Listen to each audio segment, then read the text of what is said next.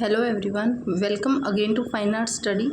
आज की इस वीडियो में हम बिहार एसटेट का जो पेपर है जो मॉर्निंग शिफ्ट में हुआ था उसको सॉल्व करेंगे और इसमें भी 100 क्वेश्चन है और मोस्टली जो क्वेश्चन है वो हमारे जो सेकंड शिफ्ट हमने सॉल्व की थी उसी से मतलब वही क्वेश्चन है। कुछ क्वेश्चन है जिनमें चेंज किया गया है तो वो भी आप देख लीजिए। तो फर्स्ट क्वेश्चन है बोधिसत्व वज्रपाणी चित्रण की शैली के अंतर्गत आता है, तो ये आता है अजंता शैली के अंतर्गत। अजंता की गुफा नंबर 1 में है, ठीक है। उसके बाद नेक्स्ट है नई दिल्ली में स्थित जंतर मंतर किनके द्वारा बनवाया गया था, तो राजा जो सवाई सिंह हैं उनके द्वारा ये बनवाया गया था। तो ये दोनों ही क्वेश्चन जो हैं वो आपके रिपीटेड हैं। कोणार्क का सूर्य मंदिर किसके द्वारा बनवाया गया, तो ये नरसिंह देव फर्स्ट के जो नरसिंह देव थे उनके द्वारा ये बनवाया गया, ऑप्शन नंबर फर्स्ट। राजस्थानी शैली से भित्ति चित्रण का आरंभ माना जाता है, तो वो है आपकी अजंता से जो भित्ति चित्रण का प्रारंभ है वो माना जाता है। और क्वेश्चन ये भी था कि जो फ्रेस्को है वो कहाँ पर हुआ है, तो वो भी अजंता में। उसके बाद एम्फोरा पोट्री कहाँ की है, तो ये ग्रीस की है। गौथिक कला का उद्भव किस देश से हुआ है, तो ये फ्रांस से हुआ है। ये सारे क्वेश्चन अभी तक जो हैं वो रिपीटेड हैं।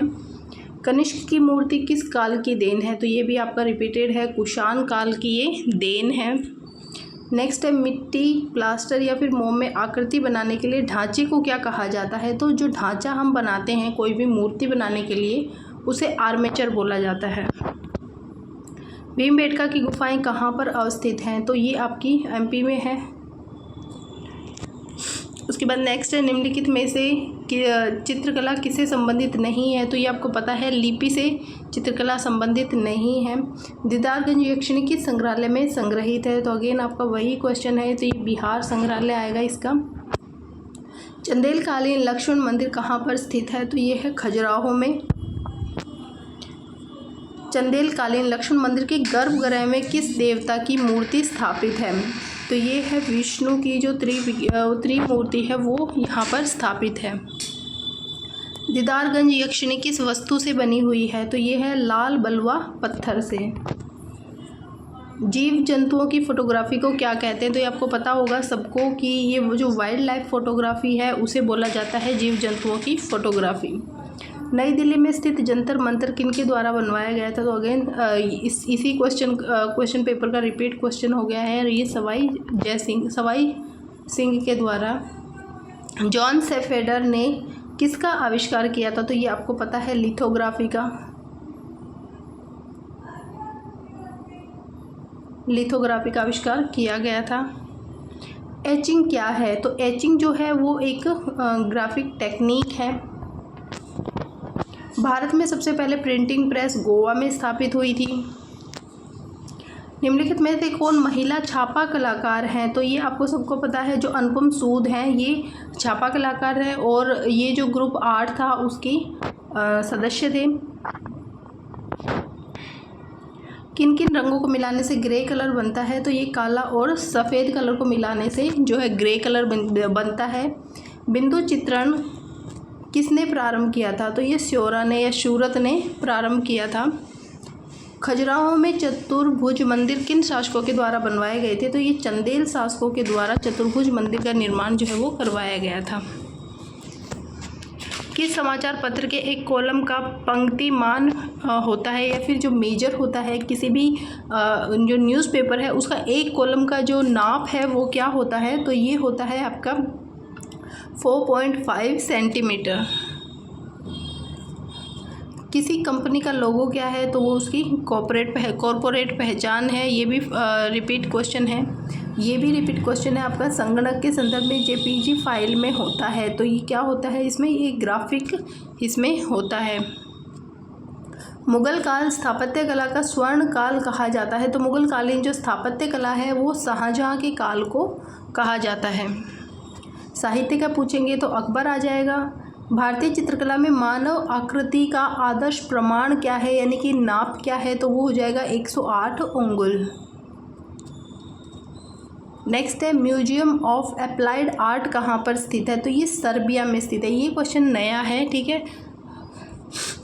DSLR कैमरे का पूरा नाम क्या है, ये भी आया हुआ है, तो इसमें हो जाएगा digital single lens reflect. Third इसमें राइट आंसर होगा। नेक्स्ट है चित्र सूत्र कितने अध्याय में विभक्त है, तो ये 9 अध्याय में विभक्त है। ठीक है, तो यहाँ पर है आंसर आपका 9 अध्याय में विभक्त है। मूर्तिकार प्रसिद्ध मूर्तिकार देवी प्रसाद राय चौधरी द्वारा निर्मित शहीद स्मारक पटना में सचिवालय जो है उसके सामने स्थापित किया गया है, किस वर्ष में स्थापित किया गया है, तो ये भी आपका रिपीट क्वेश्चन है, 15 अगस्त 1947। विज्ञापन कला का जनक ये डेविड ओगिलवी। कौन सी कलात्मक शैली आमतौर पर पिकासो से जुड़ी हुई है, तो ये भी रिपीट है आपका घनवाद। ठीक है, पिकासो और ब्राक दोनों से। भारतीय चित्रकला के इतिहास में जोगीमारा गुफा का जिक्र होता है, यह गुफा कहाँ पर स्थित है, तो ये हो जाएगी आपकी छत्तीसगढ़ में। डिजाइन के सिद्धांत हैं, तो ये सभी हैं। ठीक है, सही संतुलन, लय, अनुरूपात, समरसता, वैमनस्य और एकता। पीढ़िया चित्रकला का संबंध किस क्षेत्र से है, तो ये है भोजपुरी भाषा से। लास्ट जो इवनिंग शिफ्ट था वो हमने सोल्व किया था, तो उसमें पूछा गया था, जगह का नाम पूछा गया था। ठीक है, और इसमें पूछा गया है भाषा क्षेत्र, तो ये भोजपुरी। नेक्स्ट है द स्कूल ऑफ एथेंस के चित्रकार थे राफेल। नृत्य करती लड़की की मूर्ति की ऊंचाई कितनी है, तो ये हो जाएगी आपकी 10.5 सेंटीमीटर। आदिम कला प्रथम कहाँ पाई गई थी, अल्तामिरा में पाई गई थी, स्पेन में। बाटिक पेंटिंग कहाँ पर की जाती है, तो ये कपड़े पर की जाती है। व्यवहारिक कला के अंतर्गत किसे सम्मिलित किया जाता है, तो व्यवहारिक कला जो फाइन आर्ट है उसमें हमने पढ़ा हुआ है कि ये fashion designing, interior designing, graphic art, जो जितनी भी आर्ट हैं उनको इसके अंदर शामिल किया जाता है, ये उसी के पार्ट हैं। पिछुआई लोक चित्रण कहाँ पर मिलता है, तो ये राजस्थान में मिलता है। ठीक है, राजस्थान का जो नाथ द्वारा है वहाँ पर कृष्ण भगवान के जो पीछे पर्दे पर जो डिज़ाइन बनाई जाती हैं वहाँ पर ये प्रसिद्ध है। तो कई बार आपसे अगर नाथ द्वारा पूछा जाए या यहाँ पर पूछा गया है, राजस्थान ऑप्शन में था। ठीक है, तो राजस्थान इसका राइट आंसर हो जाएगा। The book of human proportion ग्रंथ किसने लिखा है, तो ये लिखा है अल्बर्ट ड्यूरर ने। चित्रकला में छाया और प्रकाश की क्या भूमिका है, तो चित्रों को उभारना। निम्नलिखित में से कौन सी समकालीन कला है, तो जो बॉडी आर्ट है, कोलाज है और वीडियो आर्ट है, तो ये सभी जो है ये समकालीन कलाएं हैं जो 20वीं सदी से और अभी वर्तमान समय तक चल रही हैं, वो सभी समकालीन कलाएं होती हैं। तो ये सभी जो है वो उसके अंतर्गत आती हैं। समकालीन मिथिला कलाकार दुलारी देवी को पद्मश्री पुरस्कार कब मिला था, 2021 में मिला था। रघु राय जाने जाते हैं, तो ये फोटोग्राफर हैं, ये भी रिपीट हुआ है क्वेश्चन। दक्षिणी भारत के किस स्थान पर शैली चित्र प्राप्त हुए हैं, तो ये है कुपगुल्लू। फ्रेस्को सैको तकनीक भारत की जो चित्रण शैली है वो संबंधित है। अच्छा, जो फ्रेस्को सैको है ये थोड़ा सा ब्लर हो गया, तो फ्रेस्को सैको जो है वो कहाँ से संबंधित है, तो इसका जो आंसर है वो हो जाएगा अजंता से। नेक्स्ट है भित्ति चित्रण की विधा है, तो अभी हमने पढ़ा है कि जो फ्रेस्को है वो भित्ति चित्रण की विधा है, और ये जो है ये भी रिपीट हुआ है क्वेश्चन। आलेखन में इकाई की पुनरावृत्ति होती है, ये होती है ट्रेसिंग पेपर के द्वारा। ठीक है, ट्रेसिंग पेपर के द्वारा यानी कि हम उसे छापते हैं। चित्रों के आयाम को दर्शाने के लिए क्या करते हैं, तो ये हम करते हैं छाया और प्रकाश का जो है यूज़ किया जाता है। कैथारसिस का सिद्धांत किसने प्रतिपादित किया था, तो ये अरस्तु ने प्रतिपादित किया था। इनमें से जर्मन दार्शनिक कौन है, तो हीगेल जो है वो जर्मन दार्शनिक है। सुंदर और शिव एक है, अतः सुंदर शिव सापेक्ष है। उपरोक्त पंक्ति किसकी है, तो ये सुकरात के द्वारा कही गई है। और इस टाइप के क्वेश्चन जितने भी स्टूडेंट जो DSSB की तैयारी कर रहे हैं वो बहुत अच्छे से इनको पढ़िएगा, क्योंकि आपके उसमें भी ये टॉपिक है और ये क्वेश्चन इस टाइप से ही क्वेश्चन आपके आने की पूरी संभावना है। थीसिस और एंटीथेसिस सिंथेसिस किस दार्शनिक का सौंदर्य दर्शन है, तो ये हो जाएगा आपका हीगेल। रस सिद्धांत किसने प्रतिपादित किया था? तो भरत मुनि ने। तेल चित्रण किस तेल का उपयोग किया जाता है? तो सभी को पता है अलसी का जो तेल होता है उसका यूज़ किया जाता है। क्षय वृद्धि के सिद्धांत के अनुसार दूर की वस्तुएं दिखाई देती हैं, तो ये छोटी क्षय वृद्धि होती है जो पर्सपेक्टिव होता है उसमें छोटी और धुंधली दिखाई देती हैं दूर की वस्तुएं। भारतीय चित्रकला का रंग विधान किसका भाग है? तो रंग जो है वो वर्णिका भंग के अंतर्गत आता है। किन किन रंगों के मिलाने से ग्रे कलर बनता है? तो यह भी हमने पढ़ा था, काले और सफ़ेद को अगर हम मिलाएंगे तो वो ग्रे बन जाएगा। निम्नलिखित में से गर्म रंग कौन सा है? तो रेड जो है वो गर्म रंग है। भारतीय अलंकरण की प्राचीन विशेषता कौन सी रही है? तो ये जो रेखा जो है वो भारतीय अलंकरण की प्राचीन विशेषता रही है।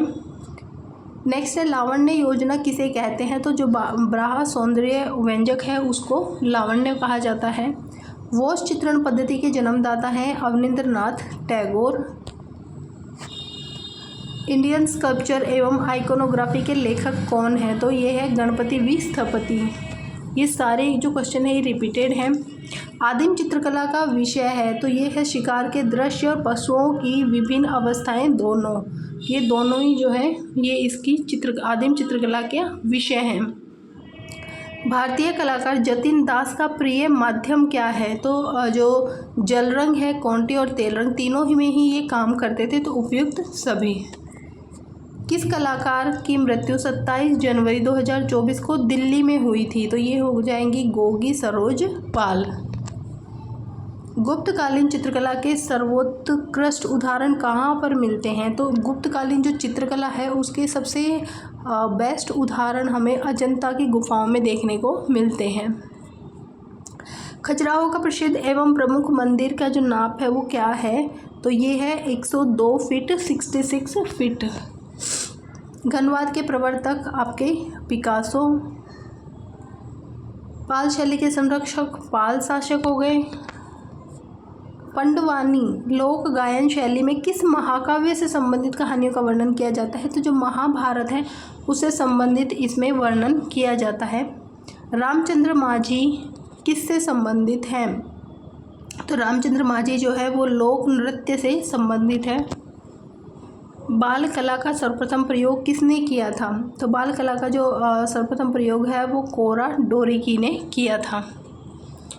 मीणा भील मीणा व गिरासिया आदि जनजाति किस प्रदेश में मुख्य रूप से निवास करती है? तो ये करती है राजस्थान में। ठीक है, और भील जो जनजाति है वो मोस्टली आपको जो सबसे ज़्यादा है वो मध्य प्रदेश में भी आपको देखने को मिलती है। यहाँ पर तीनों पूछा गया है तो इसका जो राइट है वो हो जाएगा राजस्थान। परली आँख किस शैली के चित्रों की विशेषता है? ये भी आया हुआ क्वेश्चन है। तो अपभ्रंश की। चित्रों में चटक रंगों का प्रयोग कौन करते थे? तो ये यामिनी राय। निम्नलिखित में से चित्रकला किससे संबंधित नहीं है? तो लिपि से संबंधित नहीं है। किस भारतीय आधुनिक चित्रकार की कलाकृतियों में काऊ या फिर गायों की जो आकृति है वो बहुलता से देखने को मिलती है? तो ये है मंजीत बावा। हमने मंजीत बावा के बारे में पढ़ा था तो उसमें देखा था कि जो मंजीत बावा के चित्र हैं वो बिल्कुल एक तो सपाट कलर बनाते थे और सेपरेट कलर और बहुत ही चटक रंगों का उनमें ये प्रयोग करते थे। निम्नलिखित में से कौन कला समीक्षक नहीं है? तो ली कार्बूजियर जो ये एक वास्तुकार थे चंडीगढ़ के। राष्ट्रीय ललित कला अकादमी नई दिल्ली से प्रकाशित पत्रिका निम्नलिखित में से कौन सी है? तो ये है समकालीन कला। भारतीय कला के हस्ताक्षर पुस्तक के लेखक हैं ज्योतिष जोशी। प्रसिद्ध कलाकृति हंग्री गॉड किसकी कलाकृति है? तो ये हो जाएगी सुबोध गुप्ता। सशक्त रेखांकन के लिए प्रसिद्ध चित्रकार कौन है? तो ये हो जाएंगे के हैबर। त्रैवार्षिक भारत अंतर्राष्ट्रीय कला प्रदर्शनी का प्रारंभ किस वर्ष में हुआ था? 1968 में। वर्तमान में राष्ट्रीय ललित कला अकादमी के अध्यक्ष कौन है? तो ये है वी नागदास। राष्ट्रीय ललित कला अकादमी की स्थापना कब हुई थी? तो 1954 में हुई थी, 1954 में।